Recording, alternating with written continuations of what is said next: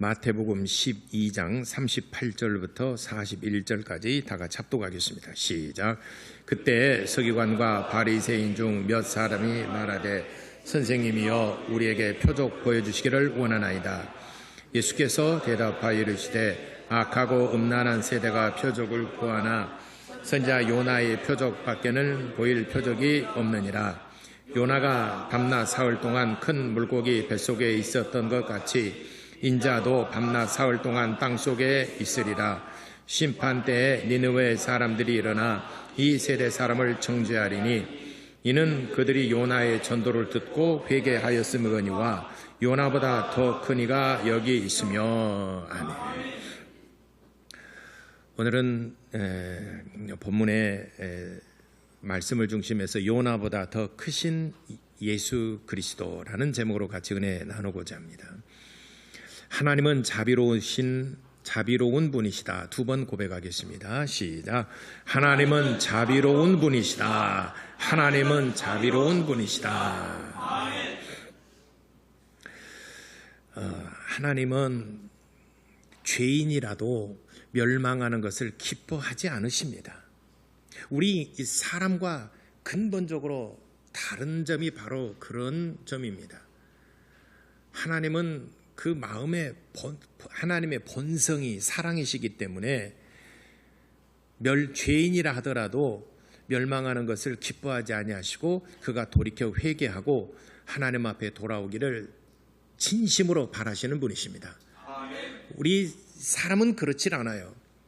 내게 좋은 사람은 좋지만은 내게 해를 가져다주고 내게 뭔가 악을 행하는 사람에 대해서는 내가 못 갚으면은 날벼락이라도 맞아서 뭔가 안 되기를, 무너지기를 원하는 게 솔직히 우리 애들의 마음이지 않습니까? 저만 그런가 보네. 죄송합니다. 목사가 마음이 좀, 여러분들 아무 말도 안 하니까 세상에 목사가 저런 마음을 가지고 있었는가. 여러분들이 지금 가장 좀 안 됐으면, 망해버렸으면, 저것이 지금은 비가 안 오니까 날벼락이라도 떨어져가지고 좀 그렇지는 않더라도 뭔가 좀 망해버렸을 거다. 여러분 한번 생각해보세요. 누구 있는가? 있지요? 내일 모레 대통령 선거인데 아니면은 여러분 집안에 오늘 아침 혹시 싸우고 오셨습니까? 어제 저녁에 싸우셨습니까? 여러분 같이 앉아있는데 표정이 별로 좋지 않으신 분들은 아이고. 우리 사람은 그래요. 우리 사람은 순간 감정이 막 끌어오르기 때문에 나와 원수된 자들은 잘못되기를 바라고 그런 게 우리 사람 본심입니다. 왜냐하면 우리 인간의 본성은 죄인이기 때문에 그래요. 하나님의 본성은 사랑이십니다.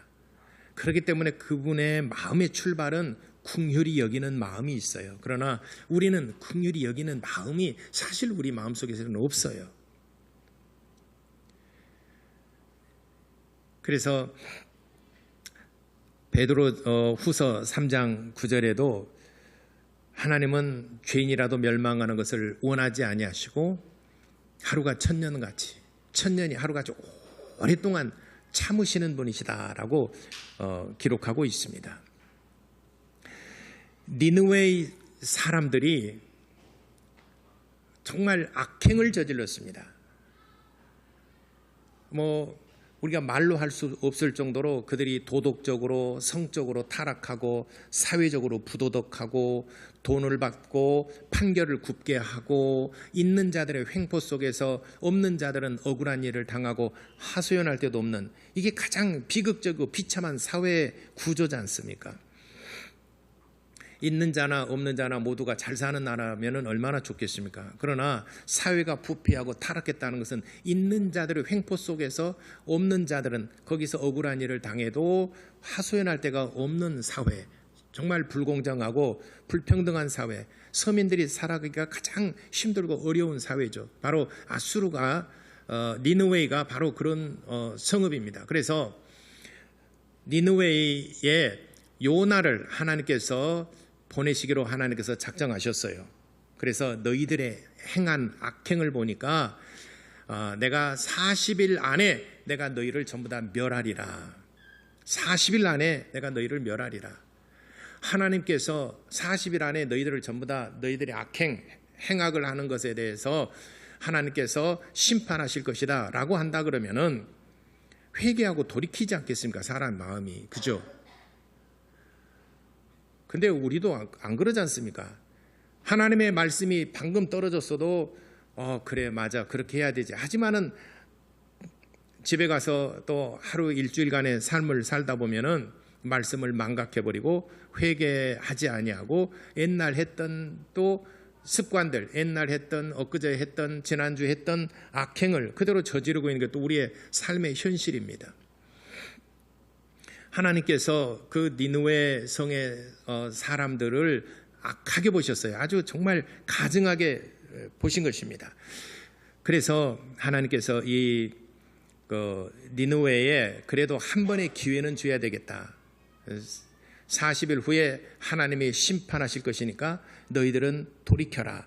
그래도 한 번은 기회를 줘야 되지 않겠느냐 하고 요나를 택하셔서 요나를 보냅니다. 근데 요나가 가서 하나님께서 40일 후에 이 성읍을 심판하실 것이다 라고 만일 외친다 그러면은 그들이 지금 죄악이 만연해 있고 지금 악행을 행하고 있는데 그들이 이 말씀 과연 들을 것인가? 또 한 가지 요나가 가기 가장 두려웠던 이유가 뭐냐면은 니느웨는 당시 아수르의 큰 성읍이고 수도입니다.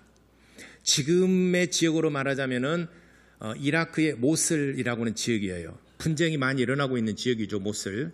이라크의 모슬 지역이에요. 지금의. 그 성읍이 니느웨의 성읍으로 추정을 하고 있습니다. 근데 당시 아수르의 수도가 니느웨예요. 아수르는 큰 제국입니다. 그래서 주변에 있는 모든 족속들과 모든 나라들을 전부 다 식민지 만들고 전부 다 지배하고 정복하고 있는 그런 시대입니다. 대제국입니다. 그리고 남쪽으로 점점 군사를 이동시켜서 이스라엘을 공격해서 이스라엘을 점령하려고 하고 있는 상태예요. 실질적으로 그 요나서가 기록돼 요나가 가서 회개하라 요나 가서 말씀을 전한 이후로 40년 후에 북이스라엘이 망했어요. 아수르에게 점령을 당했어요. 그러니까 아수르가 그 이스라엘을 점령하기 위해서 계속해서 시비를 걸고 계속해서 남하하고 군사들을 파견하고 그래서 국지전을 일으키고 간섭하고 트집 잡고 그래서 이스라엘을 전쟁에 삼키려고 하는 그런 상황이에요. 그러니까 적대국이죠. 그런데 적대국인 그 니느웨로 가서 회개하라라고 이스라엘 선지자가 회개하라 하나님께서 너희 성읍을 멸하실 것이다 한다 그러면은 니느웨 성 사람들이 뭐라고 하겠어요? 우리가 정말 잘못하고 있는가? 이스라엘을 침략해서 그를 정복하려고 하는 것이 정말 잘못된 것인가? 그러면 하지 말아야 되겠다. 이렇게 하겠어요? 쉽지 않은 얘기죠, 지금. 오히려 잡아 죽이겠죠. 또 이스라엘에서 왔어? 이스라엘에서 왔다면 당장 잡아 죽이지 않겠습니까? 지금 시대적인 상황이 아수르가 이스라엘을 점령하기 위해서 계속 전쟁을 준비하고 있는 그런 상황이에요. 그런데 그 적국의 가장 핵심 심장부에 들어가서 회개하라 하나님께서 이 성읍을 멸하실 것이다 라고 한다 그러면은 요나는 목숨을 내놓고 가서 전도해야 됩니다. 그렇죠. 그러니까 가기를 두려워하고 가기 무서웠던 것입니다. 그래서 어디로 가냐?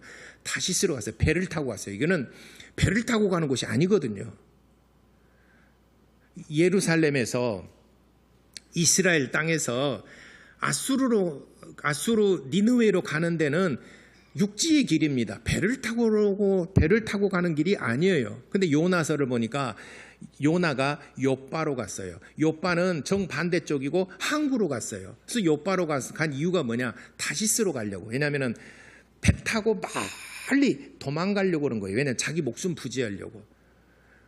두 가지 이유가 있죠. 첫째는 내가 가서 아무리 내가 하나님의 말씀을 받고 하나님의 말씀을 선포하러 간다 하더라도 지금 아수르는 이스라엘을 점령하기 위해서 전쟁을 일으키려고 하는 적국의 가장 핵심부 심장부이고, 그럼 나를 잡아 죽이려고 할 것 아닌가. 그리고 두 번째는 내가 말한다라고 해서 그들의 죄악이 그치겠느냐 라고 하는 거예요. 회개하지 않을 것이다 저들은. 그러니까 내 목숨 건지고 나 살려고 욥바로 갔어요.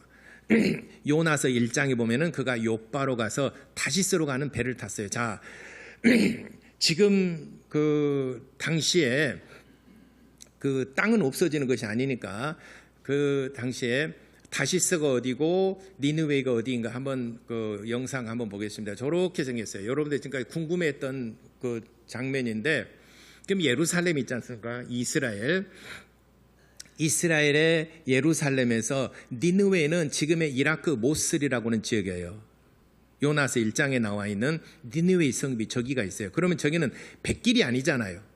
백길이 아니고 육지의 길입니다. 근데 어디로 갔냐면은 욥바로 갔어요. 요나서 1장 3절에 보니까 욥바로 갔어요. 욥바는 지금 반대편으로 갔잖아요.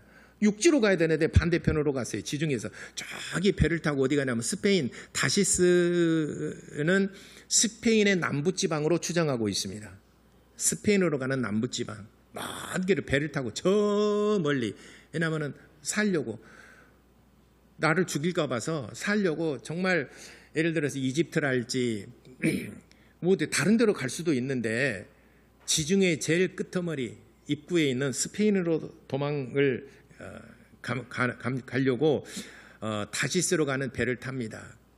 그런데 이제 아시겠죠? 동쪽으로 가야 되는데 제일 서쪽으로 반대편으로 가고 있어요. 요나가 왜 그랬을까? 살려고 그런 거예요. 그런데 가던 배가 풍랑을 만나서 막 이렇게 곧 전복될 위기에 처했을 때 누가 이 부정한 자가 타서 이렇게 하는가? 각자 자기의 신들에게 기도를 해라. 그러니까 그 배 안에 탔던 사람들이 각자 자기의 신의 이름을 불러요. 그래도 아무런 잠잠한 것이 아니라 아무런 변화 없이 계속해서 배가 뒤집힐 것 같아요. 그러니까 누가 부정한 자가 여기에 탔는가? 제비를 뽑았어요. 요나가 당첨이 됐어요. 그래서 요나가 네가 왜 어떤 연유로 이 배를 탔느냐라고 물어보고 여차저차해서 내가 이렇게 된다. 그러면 네가 하나님의 뜻을 거역, 너의 신을 뜻을 거역하고 그랬으니까 너 때문에 그런 것이다라고 요나를 산채로 그대로 바다에다 던져요. 지중해에다 던집니다. 그러니까 풍랑이 잠잠하고 그 배는 안전하게 다시스로 갔습니다.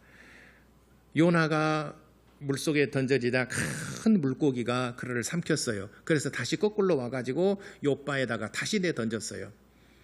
가서 니느웨로 가라. 그러니까 요나가 3일 동안 그 물고기 뱃속에 있으면서 얼마나 고통스러운지, 이제 나는 영락없이 죽었구나. 차라리 이럴 바에는 복음을 전하다가 죽는 게 더 영광스럽고 더 낫지 않겠습니까? 이러다가 이거 뭐 개 죽음도 아니고 물고기 죽음이, 물고기 뱃속에서 죽었다라고 그러면 이게 정말 이게 체면도 안 서고, 여러분 그래도 죽을 때도 좀 멋있게 죽는 게 또 믿음을 끝까지 지키고 이렇게 좀 죽으면은 얼마나 아름답습니까?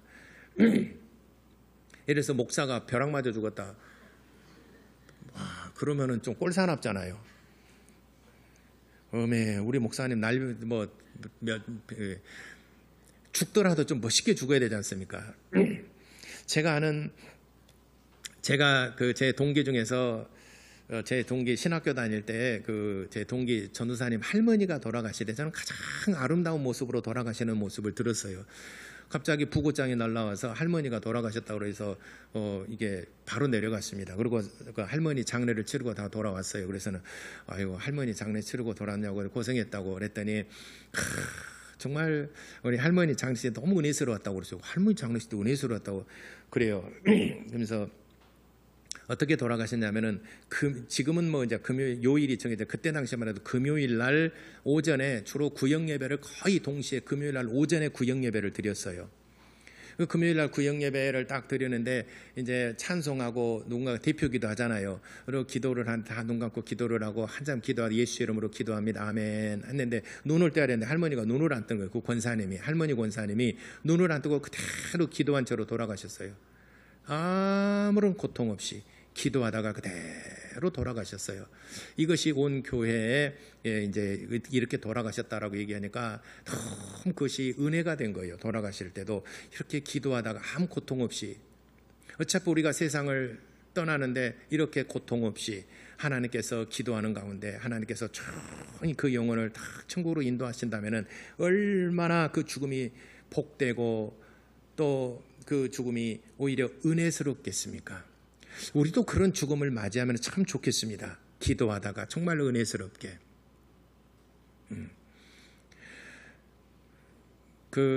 지금은 이제 은퇴하셨지만은 연세중앙집례교회 윤석전 목사님의 그 간증을 제가 오래전에 들었습니다. 몇십 년 전에. 그분도 암에 걸려서 뭐 7군데 암이 전이, 그거는 뭐 공개적으로 뭐 다 전국이 다 아는 내용이니까, 이 암이 전이가 돼가지고 더 이상 살 길이 없어요. 7군데 암이 막 전이되고 마지막 폐까지 막 이게 전이 돼가지고, 근데 제일 고통스러운 게 숨을 쉴 때 그 썩은 냄새가 계속 나오는 거죠, 안에서. 지금도 이런 얘기도, 제 설교 듣고 거의 기절한 사람이 있어요. 제 설교 듣고 기절하지 마시고 좀 잘 들으세요. 내가 졸리면 어떻게 하라고 그랬어요? 옆에 살은 꼬집어요. 내 살은 잘 안 꼬집어져요. 내 살은 잘 안 꼬집어지니까 옆에 사람 너무 삭시는 끌로 파도 안 아파요. 그럼 이 사람이 칵 그러면 그 때문에 제가 깨거든요. 왜냐하면 내 살은 소중하니까. 자, 졸지 말고 잘 들으세요. 그 숨 쉴 때마다 썩은 냄새가 난대요. 그리고 나중에는 말기가 되니까 이제 물 한 방울 삼킬 수가 없어요. 그래도 그 강단에서 설교를 하시다가 이제 더 이상 그런 기력마저도 없으셔서 이제는 가만히 이제 생각을 한 거죠. 그래도 목사가 죽을 때 가오를 잡고 죽어야 되잖아요. 좀 뽀대나게 죽어야 되잖아요. 그래서 병으로 죽었다 골골골 하다가 뭐 이런 약 저런 약 하다가 그냥 뭐 하다가 죽었다기보다도 어차피 죽을 건데, 그래도 목사님이 죽을 때 기도원에 가서 기도하다 돌아가셨다라고 한다면 그래도 은혜가 되잖아요. 그래서 기도원으로 갔어요, 사모님하고. 그래가지고 뭐 금식이 자동 금식이죠. 음식이 안 넘어가니까. 그래서 이제 그 숙소 있고 조금 올라가면은 이제 그 나무가 있는 곳에 이렇게 나무에 기대서 기도하다가 의식이 없으면은 그냥 그대로 자는 거고, 깨어 있으면은 기도하고, 어차피 밥을 못 먹으니까 물 한 모금도 못 삼키니까 나무에 걸쳐 있다가 이렇게 졸음이 와서 자면은 그냥 그대로 고통 없이 죽는 것이고 하나님께 가는 것이고, 일어나면은 또 기도하고, 하루 종일 하는 일이라서 밥 먹을 일도 없고, 이제는 고통이랄지 통증도 있는 모르겠지만 어쨌든 간에 먹고 살 문제 해결되는 것이 아니라 이렇게, 그래도 마지막까지 사력을 다해서 마지막으로 내가 기도를 해야 되겠다, 정신 차려 기도해야 되겠다, 그래서 정신 차려 기도했는데, 그분 표현대로 말하자면은 모가지를 나무에다 걸쳐놓고 기도했대요. 이렇게. 왜냐하면 그대로 있으면 푹 쓰러져가지고 계속해서 못 일어날 것 같으니까 모가지를 나무에다 걸쳐놓고 기도했대요. 그래서 기도하다 그래도 잠이 오고 졸음이 오고 이제 이렇게 해서 피곤하게 되면은 기력이 나면도 금식하고 밥 안 먹으면 잠 오잖아요. 지금도 졸리죠. 옆에 사람은 봐보세요. 지금도 조는 사람이 있어요. 옆에 졸리면 어떻게 하라고요? 옆 사람 꼬집으라고. 그러다가 또 모가지를 나무에다 걸쳐놓고 기도를 하고, 그러기를 몇 날이 지났는지를 모른대요. 기도 소리가 안 나면은 사모님이 와서 보고, 아직도 뻐르적 하고 있으면은 살아있는가 보다라고 해서 옆에서 사모님이 또 기도하고 있고. 그런데 어느 날 순간인가 이렇게 모가지를 나무에다 걸쳐놓고 기도하고 있는데, 어느 날 순간인가 어렸을 때 시골에서 해름참쯤 되게 되면은요, 가마솥에서 밥 뜸들이는 냄새 있잖아요. 뜸들이는 냄새가 고소하게 코끝을 확 스치더래요. 먹고 싶다. 그동안에는 냄새고 뭐 아무 생각이 없었는데, 밥 뜸들일 때 그 냄새가 싹 스치고 지나가는데 마지막 소원이 밥을 한 숟갈 먹고 죽는 거에 소원이라고 사모님한테 그 얘기했대요. 마지막 소원이가 밥 한 숟갈 먹고 죽고 싶다고. 아니 당신은 물 한 모금도 못 마시는데 무슨 밥을 먹냐고. 근데 하여튼 여차저차해서 사모님이 뭐 이렇게 해서 한 숟갈 이렇게 해서 뭐 먹었나 봐요. 근데 밥을 먹었는데 들어가더라는 거죠. 밥이 곡기가 들어가더라는 거죠. 그리고 묘하게 소화가 되더라는 거죠. 그래서 살아나신 분이 연세중앙교회 윤석전 목사님이세요. 한번 그 간증 여러분들 한번 검색해서 한번 보세요. 그래서 오늘날에 수만 명, 몇만 명의 교회로 성장하게 된 그런 그 교회가 됐습니다. 죽음의 사선을 넘어갔다가 하나님의 은혜로 살아난 사람이에요. 죽을 때도 좀 멋지게 죽어야 되는데 요나는 물고기 뱃속에서 죽었다. 물고기한테 잡혀먹고 죽었다. 아니 그래도 사자나 호랑이한테 잡혀먹었다 그러면 싸우다가 혈투를 벌이다가 그래도 죽였다 그러면은 그런갑다. 하는데 물고기한테 잡혀먹었다 그러면 조금 뽀대가 안 나잖아요. 요나가. 그러니까 그 안에서 살려고 얼마나 몸부림쳤겠습니까? 소화가 안 되려고. 그러니까 물고기도 소화가 안 되니까 거북하든지 육지에다가 토했습니다. 요나가 가서 니느웨로 갔습니다. 니느웨에 가서 전하는데 니느웨 성읍이 얼마나 크냐면은 성경에 기록하기를 니느웨 성읍은 걸어서 사흘길이다라고 그랬어요. 걸어서 사흘길 되는 큰 성읍이라고 그랬습니다. 그러니까 이쪽 끝머리에서 저쪽 끝머리까지 걸어서 사흘길이다 그러면은 하루에 걸을 수 있는 길이 몇 킬로나 될까요? 하고 내가 생각을 해봤어요. 그랬더니 우리가 1시간이면 보통 한 5km 정도 걸을 수 있어요. 1시간이면 5km 그 정도 걸을 수 있겠죠. 1시간 5km 걸은다면 하루에 8시간 근무시간 8시간 그래 노동근로기준법에 의해서 8시간 근무 8시간 걸은다 그러면 하루면은 최대 한 40km까지 걸을 수 있겠죠. 좀 더 가면 50km도 걸을 수 있겠지만은 하루에 한 40km는 걸을 수가 있겠죠. 사흘길이다 그랬으니까 몇 킬로예요? 120km 정도 되겠죠. 그러니까 이쪽 끝에 저 끝머리가 120km라면 여기서 120km면은 어느 정도 큰 성읍이냐면 전주까지가 100km. 120km면은 대전까지는 안 되고 익산까지 120km 되려나 아주 그렇게 큰 성읍이에요. 이렇게 엄청나게 크죠. 광주는 120km 안 되거든요. 그렇게 큰 성읍이에요. 사흘길을 걸어갈 만큼 큰 성읍이에요. 가서 이제 요나가 가서 회개하라. 40일 후에 하나님께서 이 성읍을 멸하실 것이다. 이 복음을 지금 이 사실을 지금 심판에 대한 메시지를 전해야 됩니다. 얼마나 두려웠겠습니까?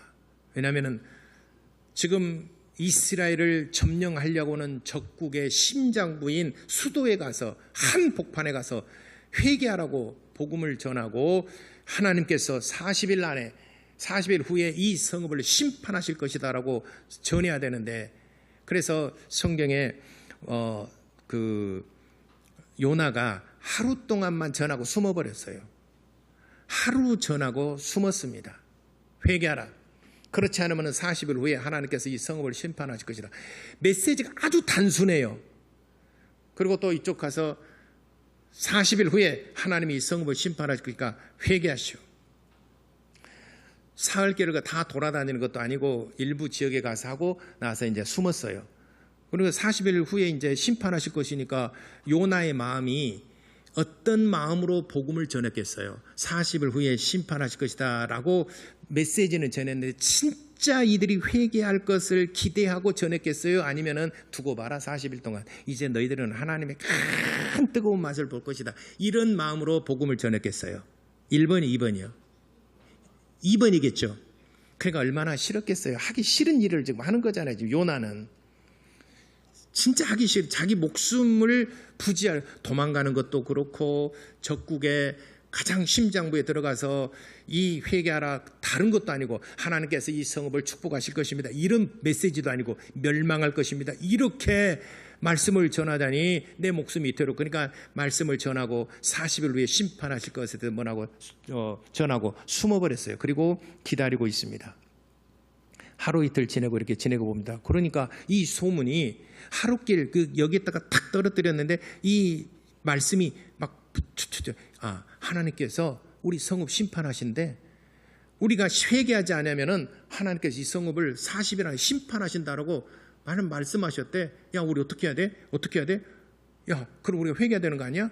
오히려 그 메시지가 그 저녁에 니느웨 저녁에 확 퍼지고 마침내 왕의 귀에까지 들어갔어요. 직접 전한 것도 아니에요. 왕에게. 왕의 귀에까지 들어갔어요. 뭐라고? 하나님이 이 성읍을 심판하신다고? 야, 그럼 어떻게 해야 되겠는가? 회개하라고 그랬습니다. 그럼 회개해야지. 그래서 왕이 왕복을 벗었어요. 그리고 굵은 배를 띠를 띠고, 이런 말은 회개하는 것을 의미하는 거죠. 그리고 제 위에 올라갔어요. 이스라엘 백성들이 회개하는 대표적인 것이 굵은 띠를 띠고 제 위에 올라가서 회개합니다. 그리고 니느웨의 전 모든 백성들에게 선포합니다. 고관이든 자기 비천한 자든 막론하고 전부 다 금식해라 하고 금식을 선포를 합니다. 그러니까 요나가 이렇게 가만 보니까 저것들이 뭐하는 거야? 지금 멸망하는 것을 지금 나는 기대하고 있는데 저들이 회개를 해? 그래서 왕으로부터 시작하여 저기 서민들, 저 말단에 있는 서민들까지 전부 회개를 합니다. 하나님께서 그들이 회개하고, 그들이 성경에도 주보에도 기록했죠. 그래서 요나의 생각과는 달리 요나서 3장에 나옵니다. 왕이 보좌에서 일어나 금식을 선포하고 왕복을 보고 제위에 앉아 회개했습니다. 니느웨의 사람들은 각각 회개하고 악한 길과 손으로 행한 모든 강포에서 떠나는 것을 보시고 하나님께서 심판을 거두셨어요. 그래서 니느웨의 성 사람들이 요나의 말씀을 듣고 살아난 겁니다.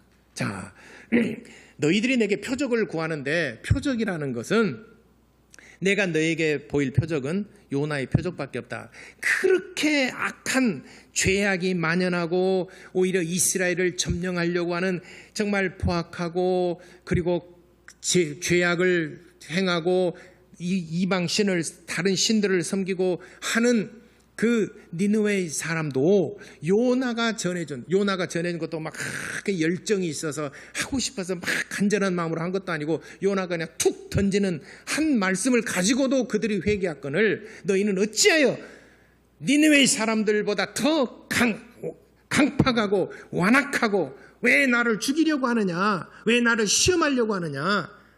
요나보다 더 큰 이가 있으니 바로 여기 있지 않느냐. 요나보다 더 크신 이가 말씀을 전하는데 너희들은 받지 않는다. 요나는 하기 싫어서 억지로 하라고 그러니까는 어찌 보면 사로잡혀가 가지고 메시지도 아주 단순해요. 40일 후에 심판하시니까 회개하시오. 그렇게 하나님의 말씀을 전합니다. 뭐 내용이 그렇게 많지도 않아요. 오히려 제 설교가 훨씬 나을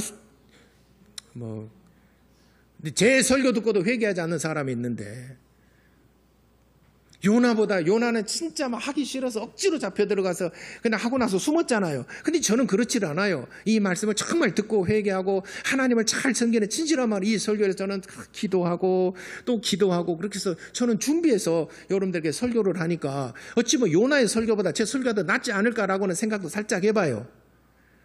요나보다 더 나은 나목사 설교를 듣고도 여러분들이 마음이 회개하면서 강팍해서 그렇다 이 말이죠. 근데 요나보다 더 크신 하나님의 아들 예수께서 이 땅에 오셔서 말씀을 선포하는데 너희들은 완악하고 강팍하고 강포가 가득하여 너희들이 말씀을 들을 준비가 되지 않는데 어찌하여 또 다른 표적을 구하느냐. 그러니까 뭐가 문제일까요? 요나의 말씀을 듣고도 회개한 니느웨 사람이에요. 하나님의 아들 예수께서 말씀을 전하고도 그들은 듣질 않았어요. 강팍했어요. 그러면 전하는 메신저가 문제일까요? 아니면 말씀을 받는 사람들의 문제일까요? 그럼 목사 설교가 문제가 아니라 그럼 내가 문제네? 지금 이해 잘 안 되시죠?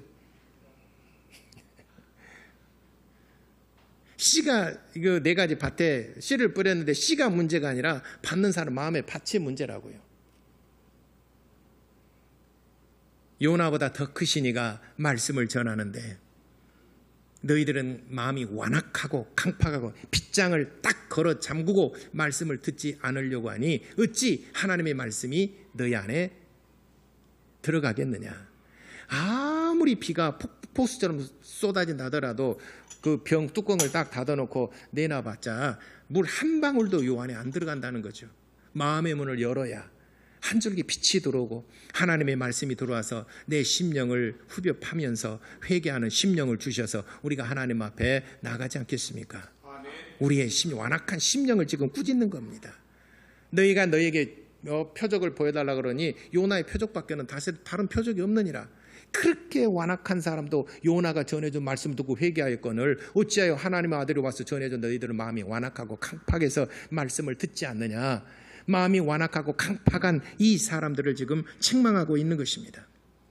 오늘 사랑하는 모든 성도 여러분, 요나보다 더 크신 예수 그리스도께서 우리에게 말씀하십니다. 이 말씀을 여러분들의 마음에 영접하시고 이 말씀을 가지고 여러분들이 하나님을 잘 섬기고 하나님 앞에 엎드리는 귀하고 복된 하나님의 사람들이 되시기를 예수 이름으로 축원합니다. 기도하겠습니다.